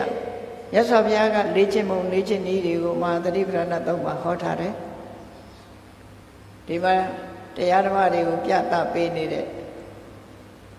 ဓမ္မဒုဒဆရာတော်အရှင်ပညာဇောတတို့အချိန်ကြီးတရားပြဟောထားတဲ့ထဲမှာတတိတမ္ပစင်ညဆိုတာပါပြီးသားပဲအဲ့တော့အကျဉ်းချုပ်လေးပြောရမယ်ဆိုလို့ရှိရင်လေ့ကျင့်ရမှာတော့ကိုယ့်ရဲ့လှုပ်ရှားမှုအမူအရာတိုင်းမှာတတိရဲ့တမ္ပစင်ညရဲ့ဒီနှစ်ရက်တွဲဖက်နေဖို့လိုတယ်ဆိုပါစို့ထိုင်နေရာကနေရှေ့ကိုရွှေ့မယ်ဆိုလို့ရှိရင်ထိုင်နေရာကရှေ့ကိုရွှေ့ပြီဆိုတာတတိထားမိဖို့နံပါတ်1တတိထားလိုက်တာနဲ့တပြိုင်နက်တတိထဲမှာရှေ့ကိုရွှေ့မယ်လို့ဆိုတဲ့တတိပေါ်လာလိုက်တာနဲ့တပြိုင်နက်ရွှေ့ခြင်းရဲ့အကျိုးအပြစ်ကိုဆင်ခြင်လိုက်အောင်မရွှေ့ခင်ရှေ့ခြင်းရဲ့အကျိုးအပြစ်ရှေ့ကိုငါတိုးလိုက်မယ်တိုးလိုက်ရင်ရှေ့မှာဘာရှိလဲတစုံတရာထိခိုက်စရာရှိသလားဆင်ញင်စဉ်းစားလိုက်ပါရှေ့ကိုရွှေ့ဖို့ရွှေ့မယ်ဆိုတာကိုအမှတ်ရတာကတတိအကျိုးရှိမရှိဆင်ញင်စဉ်းစားတာကတမ္ပစင်ညာနောက်ကိုဆုတ်တော့မယ်ဆိုရင်လည်းပဲအမှတ်ရလိုက်တာငါနောက်ကိုဆုတ်တော့မယ်တတိနောက်ဆုတ်လိုက်ရင်အကျိုးရှိသလားအပြစ်ရှိသလားဆိုတာဆင်ញင်သုံးသပ်တာမသိဘူးဆိုလို့ရှိရင်နောက်ကိုဆိုပါစို့မှတ်တမဲ့ဆုတ်လိုက်လို့ရှိရင်ကြိုက်တဲ့ကြကြင်နဲ့ကြတော့မြောင်းတဲ့ကြကြင်နဲ့ကြပါဆင်ញင်တော့မရှိရင်အဲ့လိုဖြစ်အဲ့တော့မျိုးမဖြစ်အောင်အမြဲတမ်းတတိရှိဖို့ဒါနမူနာတစ်ခုအဘိက္ခန္တိပဋိက္ခန္တိသံသနာကာရီမြတ်စွာဘုရားဒီလိုဟောတာဟောနောက်တစ်ခုကျတော့လက်ကွေးခြေဆန်းတာကအစပြီးကွေးတော့မယ်ဆိုရင်လည်းပဲအမတ်တမဲ့မကွေးလိုက်ပေးနဲ့ကွေးမယ်ဆိုတဲ့တတိရှိသလိုကွေးခြင်းကြောင့်လွတ်လွတ်ကင်ကင်ရှိရလားဆင်ញင်တုံတရားလေးနဲ့ကွေးရင်ဘာဖြစ်မလဲဆိုတာကိုဆင်ញင်စဉ်းစားရမယ်ဆန့်လိုက်ရင်လည်းထို့အတူပဲအဝတ်အစားပြင်ဝတ်တဲ့အခါလည်းထို့တူပဲအိုးခွဲပကိုင်းရဟန်းတွေကြတော့တပိတ်ပေါ့ကိုင်းတဲ့အခါမှာလည်းပဲတတိတမ္ပစင်ညဟိုဒီကြည့်တဲ့အခါမှာလည်းပဲတတိတမ္ပစင်ညနဲ့ကြည့်အဲ့ဒါလောက်ထိအောင်မြတ်စွာဘုရားအသေးစိတ်နောက်ဆုံးမှာအိမ်သာဝင်နေတွက်လိုက်ဝင်နေကစကားပြောတယ်စားတယ်တောက်တယ်အိတ်တယ်အိယာကနိုးတယ်ကအမြဲတမ်းတတိနဲ့တမ္ပစင်ညနဲ့တွဲဖက်သွားဖို့မြတ်စွာဘုရားတတိထားဖို့လေ့ကျင့်ဖို့ဆိုတာကိုမဟာသတိပဋ္ဌာန်သုတ်တံမှာဟောပြောထားတာရှိပါတယ်ဒါတွေကနေ့စဉ်ဘဝမှာလေ့ကျင့်ပြီးတော့လုပ်ကိုင်သွားမယ်ဆိုလို့ရှိရင်နံပါတ်1အမှားယွင်းနေမယ်အရာရာကိုတတိထားတတ်လိမ့်မယ်အရာရာမှာဆင်ញင်တုံတရားနဲ့စဉ်းစားဉာဏ်တွေတိုးတက်လာလိမ့်မယ်အလုပ်တစ်ခုလုပ်တိုင်းဟာစီးပွားရေးအလုပ်လုပ်ရင်လည်းအောင်မြင်လိမ့်မယ်နော်စီးပွားရေးအလုပ်လည်းအောင်မြင်တယ်လူမှုရေးအလုပ်လည်းအောင်မြင်တယ်ဘာလုပ်အမှားမရှိအောင်မြင်မှုကိုရနိုင်တယ်အောင်ပွဲကိုရစေနိုင်တဲ့တတိတမ္ပစင်ညတရား2ပါးပဲဒီဘဝတည်းအောင်ပွဲရမှာမဟုတ်ဘူးနောက်ဘဝတွေမှာလည်းပဲကောင်းရသူဂတိကိုရောက်သွားစေနိုင်တဲ့တတိတမ္ပစင်ညတရားပဲဖြစ်တယ်ပေါ့ဒါကြောင့်မို့နေ့စဉ်ဘဝမှာဘုန်းကြီးတို့တွေတတိတမ္ပစင်ညရှိရမယ်ဒါကအခြေခံအားဖြင့်ပြောတာဒ ထိတဲ့အလေးနဲ့ထားတဲ့တမ္ပစင်ညာရှိသေးတယ်တမ္ပစင်ညာဆိုတာတပ္ပါယတမ္ပစင်ညာကိုယ်နဲ့တော်ဤမတော်ဤဆင်ញင်စဉ်းစားတာထမင်းစားတဲ့အခါမှာအေးကိုယ်မှာစီးကြယောဂရှိရင်ဒီအချိုနဲ့တော့ငါမတော်ဘူးတွေးတို့ယောဂရှိရင်ဒီငပိရည်နဲ့ငါမတော်ဘူးဟောဆင်ញင်စဉ်းစားကြည့်ဒါစားလိုက်ရင်တွေးတက်လိုက်ပဲစီးကြတွေတက်လိုက်ပဲစသဖြင့်ဆင်ញင်သုံးတတ်တယ်ဆင်ញင်သုံးတတ်တတိထားတယ်ငါစားတော့မယ်ဒါစားတော့ဒိဉ္ဇိစားမယ်ဆိုရင်ငါမှာကြောက်ကယောဂရှိရင်ပူဆိုးသွားလိုက်မယ်ဟောတတိထားတယ်ဆင်ញင်တယ်အကျိုးကဘာရကျမ်းပါတယ်လေအဲ့ဒါလို့မဆင်ញင်မဲနဲ့စားမိလို့နေလို့မကောင်းဘူးဆေးကန်းသွားပြရအောင်ပဲပတ်စံကုန်အောင်ပဲထပ်ပဲနော်အဲ့ဒီမှာနှစ်ခုရှိတချို့ကြတော့သိတယ်မရှောင်နိုင်ဘူးတချို့ကြတော့မသိလို့စားမိတယ်နှမျိုးရှိတယ်လောကကြီးမှာအဲ့ဒီနှမျိုးလုံးဟာဆိုးကျိုးပေးတာချစ်ပဲကောင်းနော်မသိလို့လောက်ပါတယ်ဆိုရင်လည်းပဲအကုသိုလ်ကမနေဘူးသိတော့သိတယ်မရှောင်နိုင်လို့လောက်တယ်ဆိုရင်လည်းအကုသိုလ်ကမနေဘူးမသိလို့လောက်တယ်ဆိုတဲ့နေရာမှာအဝိဇ္ဇာကဥဆောင်တယ်ပရိစ္ဆေသမုပ္ပါဒ်မှာဥဆောင်တရားနှစ်ပါးရှိတယ်မူလနှစ်ပါးလို့ခေါ်တယ်အဝိဇ္ဇာနဲ့တဏှာမသိလို့အကြောင်းအကျိုးအကြောင်းကိုမဆင်ခြင်မိလို့အပြစ်နဲ့အကျိုးကိုမသိလို့လုံးမိတယ်ဆိုရင်အဝိဇ္ဇာခေါင်းဆောင်တဏှာကနောက်လိုက်သိတော့သိပါရဲ့မရှောင်နိုင်ဘူးဆိုရင်တဏှာကခေါင်းဆောင်တာဘာနဲ့တူတော့ဆိုရင်လူငယ်လူရွယ် drug addict ဆေးဝါးဆွဲသွားတဲ့တူပဲပထမဆုံးကတော့တကယ်ချင်းအပေါင်းအသင်းတွေကဟာတကယ်ချင်းဒါလေးရှူးကြည့်စမ်းကော်ရှူတာအစပေါ့နော်ဒါလေးနည်းနည်းဒီဆေးလေးစားကြည့်လိုက်ရင်မင်းဒါစိန်ရှိတယ်နဲ့သွေးဆောင်တဲ့အခါမှာတကယ်အကျိုးအပြစ်ကိုမသိသည့်အတွက်ကြောင့်စမ်းမိသွားတယ်အဲ့ဒါအဝိဇ္ဇာကြောင့်ဒုက္ခရောက်တယ်လို့ခေါ်တယ်နောက်ပိုင်းရောက်တဲ့အခါကျတော့မကောင်းမှန်းသိတယ်အိမ်ကလည်းမကြည်တော့ဘူးပိုက်ဆံလည်းမပေးတော့ဘူးဆေးကလည်းအပြတ်မခံနိုင်ဘူးဆိုတဲ့အနေအထားမျိုးရောက်လာတယ်ဒုက္ခတွေရောက်မှန်းလည်းသိတယ်မကောင်းမှန်းလည်းသိတယ်သို့တော့မရှောင်နိုင်တော့ဘူးဆွဲလန်းသွားပြီအဲ့ဒီကျတော့တဏှာကဥဆောင်တယ်ပရိစ္ဆေသမုပ္ပါဒ်မှာအဝိဇ္ဇာနဲ့တဏှာတလဲစီဥဆောင်တာအဝိဇ္ဇာတဏှာနေတိတဏှာအဝိဇ္ဇာနေတိဆိုပြီးတစ်ဆင့်စီသွားတာဒါကြောင့်မလို့လောကလူတွေမှာတိတိကြီးနဲ့လှုပ်တယ်ဆိုတာကြတော့တဏှာရဲ့လွှမ်းမိုးခံရတာမသိလို့လှုပ်တယ်ဆိုတဲ့လူကအဝိဇ္ဇာရဲ့လွှမ်းမိုးခံလောကမှာသိလို့လှုပ်တဲ့လူနဲ့မသိလို့လှုပ်တဲ့လူမသိလို့လှုပ်တဲ့လူကများပါလိမ့်မယ်ဘုရားဘာသာတွေတရားဓမ္မတွေခဏခဏနာတယ်သိတယ်သိရတဲ့နဲ့ဒါလေးတော့လုံမှပဲတကယ်ချင်းပေါင်းသိနေတယ်အရက်လေးပါမှလူရဝင်တယ်ထင်ပြီးတော့လူရဝင်တယ်လို့ထင်တာကလည်းအဝိဇ္ဇာအေးဒါလေးလုံမှပဲသို့သောနောက်ပိုင်းကျတော့ဒါလေးမပါနေလို့ထိုင်လို့မကောင်းဘူးမကောင်းမှတော့သိပါရဲ့တစ်ခွက်လောက်တော့ချလိုက်အောင်မယ်ဆိုတဏှာဖြစ်သွားတယ်အဲ့တော့တဏှာကလည်းအဝိဇ္ဇာကိုဆက်ဆောင်သွားအဝိဇ္ဇာကလည်းတဏှာကိုဥဆောင်သွားအဲ့ဒီနှမျိုးဟာအပြန်အလှန်လူတွေကိုဒုက္ခပေးနေတယ်ဒါဥဒတိထားရမှာဖြစ်တယ်ပေါ့နော်ဒါကြောင့်မို့တတိတမ္ပစင်ညာဟာသိအရေးကြီးတယ်ဘုန်းကြီးတို့ဘဝမှာလူတိုင်းဘဝမှာတတိလက်လွတ်ငှက်တောင်ကျွတ်ငှက်များအတောင်ကျွတ်သွားလို့ရှိရင်တတိလက်လွတ်တဲ့လူကငှက်တောင်ကျွတ်လို့ပဲကြောင်လာရင်ကြောင်ရဲ့အကြိုက်ကိုစားခံရမယ်ကြောင်စားတာခံရမယ်ခွေးလာရင်ခွေးကြိုက်တာခံရမယ်ငှက်တောင်ကျွတ်သွားရင်မပြန်နိုင်တော့မြောက်တစ်ကိုင်းလွတ်တယ်မြောက်ကလည်းတစ်ကိုင်းလွတ်ရင်ဘုံကနေအောက်ကျမှာပဲအောက်ကျရင်ဘေးရန်အန္တရာယ်နဲ့ကြုံမှာဒါကြောင့်မို့တတိတံစင်ညာဟာအမှန်မှအရေးကြီးပါတယ်နေ့စဉ်ဘဝမှာကျင့်သုံးရမယ့်တရားတွေများစွာရှိတော်လည်းပဲတို့ရဲ့နေ့စဉ်ဘဝမှာကိုယ့်ရဲ့စိတ်ဓာတ်ကိုဒီပြုပြင်ထိမ့်သိမ့်မှုအတွက်တတိနဲ့တမ္ပစင်ညာအမှတ်ရခြင်းနဲ့ဆင်ញင်သုံးသပ်ခြင်းဆိုရင်ဒီတတိနဲ့ပညာဒီနှစ်ခုဟာအမှန်တမ်းအရေးကြီးဒီနှစ်ခုကလည်းပဲ နာဟိတတိဝိရိတာပညာနာမအဋ္ဌိတတိမပါရင်ပညာမဖြစ်ဘူးတဲ့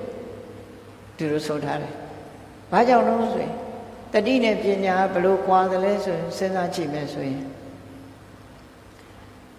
စာအုပ်ဖတ်ချင်တယ်စာအုပ်တော့ကိုဖတ်ချင်တယ်ဆိုရင်စာအုပ်ကိုဖွင့်ပေးတာလက်မျက်စိကစာအုပ်ကိုမဖွင့်နိုင်ဘူးစာကိုဖတ်မှာကမျက်စိကဖတ်မှာအဲ့တော့လက်မပါလို့ရှိရင်လေစာအုပ်ဖတ်ချင်တဲ့နေရာမျက်စိကမြင်လို့မရဘူးဒါကြောင့်မို့လက်ကစာအုပ်ကိုဖွင့်ပေးရတယ်မျက်စိကစာအုပ်ကြည့်ရတယ်အဲ့ဒါတော့ပဲတတိဟာလက်လိုပဲဖွင့်ပေးတယ်မြင်တာကကြတော့ပညာကမှမြင်တယ်ဒီနှစ်ခုကပေါင်းစပ်ပြီးတော့လောက်ရတာတတိကအာယုံကိုယူမပေးလို့ရှိရင်ပညာကအကောင်းဆုံးမပြောနိုင်ဘူးတဲ့တတိကအာယုံကိုယူပေးတယ်ယူပေးပြီးတဲ့အခါမှာပညာကပြောတယ်စိန်ရွှေယရနာရောင်းတဲ့ပုဂ္ဂိုလ်တွေကြည့်ပေါ့စိန်ရွှေယရနာကိုနော်စိန်ရွှေယရနာကိုတေချာမျက်စိကကြည့်ပြီးတော့အသိဉာဏ်ကဆုံးဖြတ်တယ်လို့ပဲတတိကမျက်စိနဲ့အလားသဏ္ဍာန်တူတယ်ဆုံးဖြတ်နိုင်တာကတမ္ပစဉ္ညာနဲ့တူတယ်အဲ့ဒီနှစ်ခုပေါင်းစပ်ပြီးတော့သွားကြမယ်ဆိုလို့ရှိရင်အ ਨੇ ဆုံးတရားထုတရားမြတ်မရတောင်ကောင်းရသူဒီဘုံကိုရောက်ဖို့သိချသွားပြီဒါကြောင့်မို့တရားချစ်ခင်သူတော်စင်ပြိဿပေါင်းတို့ဘုန်းကြီးတို့တွေရဲ့နေ့စဉ်ဘဝမှာတတိနဲ့တမ္ပစဉ္ညာဟာအရေးပါတဲ့တရားနှစ်ခုဖြစ်တယ်တတိမရှိရင်လည်းတမ္ပစဉ္ညာဆိုတာမရှိနိုင်ဘူးဒါကြောင့်မို့တတိရှိအောင်ကြိုးစားကြရမှာဖြစ်တယ်တတိရှိုံနဲ့လည်းမပြီးသေးဘူးတမ္ပစဉ္ညာဆိုတဲ့ဆင်ញင်တဲ့တရားလည်းရှိရမယ်ဆိုတဲ့ဒီတတိတမ္ပစဉ္ညာတရားနှစ်ပါးကိုအလေးနဲ့ထားပြီးတော့ကိုယ့်ဘဝမှာအသုံးချတိုးတက်မြင့်မားလာအောင်ကြိုးစားကြမယ်ဆိုရင်ဘဝမှာတန်ဖိုးရှိတဲ့ပုဂ္ဂိုလ်တွေဖြစ်ပြီးနောက်ဆုံးနိဗ္ဗာန်ချမ်းသာထိအောင်မျက်မှောက်ပြုနိုင်ကြမှာဖြစ်တယ်လို့ကိုယ်စီမှတ်သားပြီးကျင့်ကြံပွားများကြိုးစားအားထုတ်နိုင်ကြပါစေကုန်သတည်း